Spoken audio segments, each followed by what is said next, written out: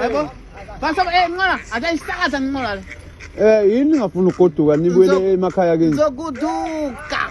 Nini? Noma nini? Unayingane ekhaya? Sikhathele phela manje. Ukhathezeni. Nina. Senibaningi? Ngeke aphela makwelekwela maningi vele. Ngeke aphele maningi ngitshele. Yini usingakaphela? Indaba uthi ngakaphela. Manje wena Obona makwelekwela. Ayadala la, alengani la. So kuna aphele unzima kakhulu. Abantu ayahamba 100, uyabuya 200. Ayahamba 100, ayabuya 200. Hayibo. Azophila kanjani? Neqa kanjani lapha kwibhoda? Azophila kanjani? Neqa kanjani kwibhoda? Boda. Akebela phasa abantu. Akebela phasi. Awekho namaphoyisa lapha. Amaphoyisa Kwibhoda. anandaba imali bambo. Ubona ke imali? Imali answer for everything baba. Imali ngitshela. Imali. Wonke ngiphi imali lapha? Imali. Ngitshele. Act 1998 in South Africa, they voted me to be here in South Africa. Refugee, he must be here. I'm not immigrant. You can see in my voice, I already scream. I'm not front of the camera every time. I'm not immigrant. I'm a refugee. As a refugee, sorry. Hayi bafana bomlungu inkosi yabo ke le. Hayi inkunzi le. Hayi inkosi yabo ngempela le. Noma ngathwala. There is Section 22 in Act of South Africa Parliament. They vote me to be here 1998. A refugee must recognize in South Africa. So government failed to teach a citizen what meaning of this paper. That's why we have this trouble here. When you went to Khumuka kumakarapa amathaqonsele ntshebe ngilephi. Hayi inkosi yawo bafana bomlungu le nkosi yabo ngempela ke le njengoba ngishinda inkosi yawo ithi kwavotwa ivotela ukuthi yona kumele ibe la. Ya uthi kumele ibe la ithi futhi ke uhulumeni uyabheda ngoba kumele ngabe uyena ufundisa abantu abantu bayazi ngalento ukuthi what is the meaning of this. Manje abantu bazi ibaluke emhlopha bemise emgaqweni bembuza ukuthi kwenzakalani abazi abantu fanele uhulumeni afundisa abantu ngalento uthi yena wavotela section bani nami engawazi uthi 1998 wavotwa ukuthi yena kabe la. Thulanike lale naba abanye hayi subile siphethe amakhosi awo ke namhlanje yinkuzi malanga. Thank you so much, Nana Achiampong, for taking the time to speak to us. You've been in the country for 21 years. Can you explain to the viewers, how did you enter the country? I entered this country with a visa. And what visa was that? It was a visit visa. And this was 21 years ago. And after you've arrived, after the visitor's visa, what happened after that? I went for an asylum. I went to seek an asylum. Can you explain to us why you felt your life was in danger and that you needed an asylum? Yeah, I decided not to go because I was having an problem with my family. And I said, no, let me try and get to some country. I tried a lot of countries. In South Africa, that they gave me a visa. And I came here. When I came here, and the visa got expired, and I said, I have to go and seek asylum because if I go back, something will happen to me.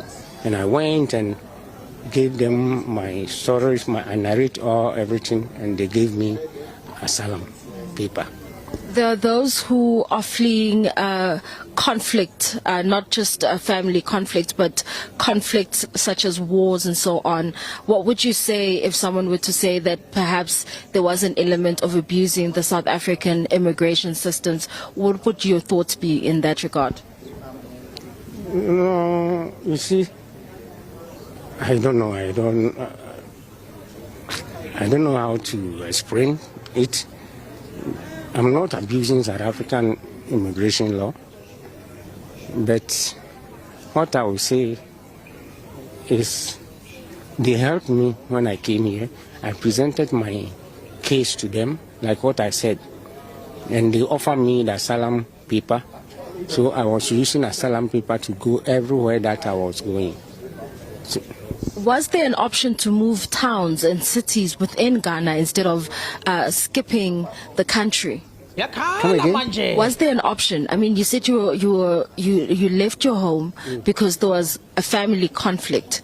Yeah. Did you have the option of moving to a different town within Ghana as opposed to leaving the country? If I'm in Ghana and I move even to Tamale, Kumale, everywhere they will find me. Because they were looking for me to be like a chief. Chief, in your house, you have a chieftaincy, this thing. You have to, if you reach some age, like I was 35 years when I came here. My mother told me, Nana, I'm a Christian. I don't want you to get into this chieftaincy problem. So it's better you find a place to go later than you come. So I just went to the African Embassy and get my visa. And I say, off, let me go to South Africa.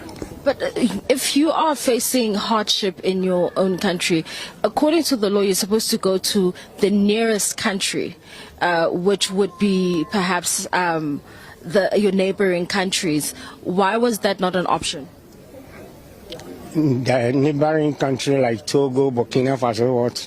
Yes. But I decided that I have to come to South Africa.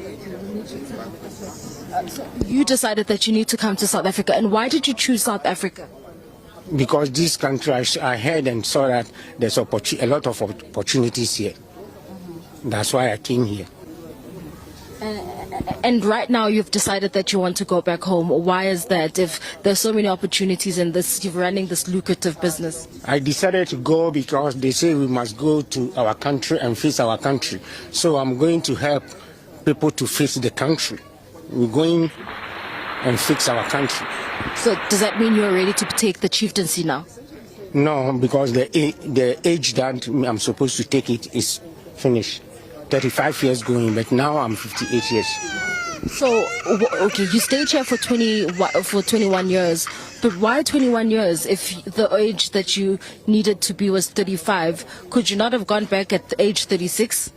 No, the age 36 and 35 all fall in the same category.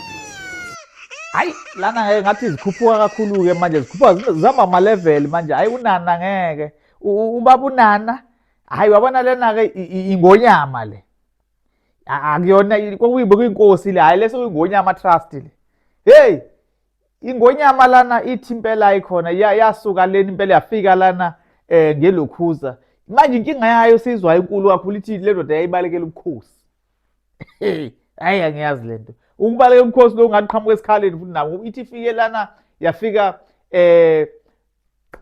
njengesivakashi iphethe ivisa ukuvakasha impela yafika lana ngoba kuthiwa manje idlule kanjani wonke lamazwe aseduze lapho Benin noba Nigeria njengoba yaseGhana izofika South Africa ithi yabona no there are a lot of opportunities in South Africa yabona amathuba eSouth Africa futhi ke yabona ukuthi no mayilapha eduze uthi uma wakhe wathi wabonakala ngathi bazombamba lapha bamthole kanti manje kame South Africa kude kakhulu futhi khona amathuba mase rana lo business lakhe ke successfully ke manje wabona manje uthi lapha impela mayibuza ukuthi pho manje mawubuyela ngeke bakuthathe yini ukuthi ube inkosi futhi uthi no ngeke salunga lapha inkosi ifunwa mayino 35 36 once wadlula lapho nje bese gugela 58 hayi abasamfuse iscraper manje ngeke basamenza abantu bafuna laba fresh iyona ke inkinga inkuzi malanga kodwa nibeka kahle ke uthiwa impela vumani bo hayi impela uthiwa hayi ishayirana way balekela ubukhosi lenkunzi ake sizwe naye enye impela ithi hayi khona lena ngathi akayimiseli ngokuhamba leyo la nkinga fanele phela idasitandaze nje mkhulu nisa manje mhlambe le nto ajikise kodwa izojeka kanjani qalile ngeke bathule manje ayakulunga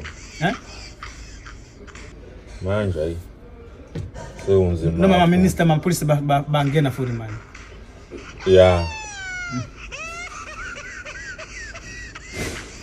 kodwa yini bafuna ukuthi abafuna abantu banamaphepha abafuna hayi ngathi wonke umuntu umela noma umuntu unephepha amaphepha uzowenza amafubuya uzobuya kabusha namaphepha akhamba yabo wonke umuntu kumele ahambe afike eqale phansi yonke into ama-permit namaphepha akhe no ID umuntu mhlawumbe une-ID lana work permit abantu bana work permit yakho uzo-investigate ukuthi wayenza kanjani i-ID bazamu-investigate ukuthi wayenza kanjani i-ID. Yabo. Bazenza njalo vele? Ya, ma unayo i-ID kuzocheck ukuthi wayithola kanjani i-ID. Hayi itse kushubile. Hayi sizalwe nje endlini impela ke. Sicela ni like ni subscribe kwiSiqandulo for future nishaye i-notification bell. Sithi nje siyabonga izandla idlula ikhanda. Sithi nje siyashibilika. Shibirishi. Danko. Azoke.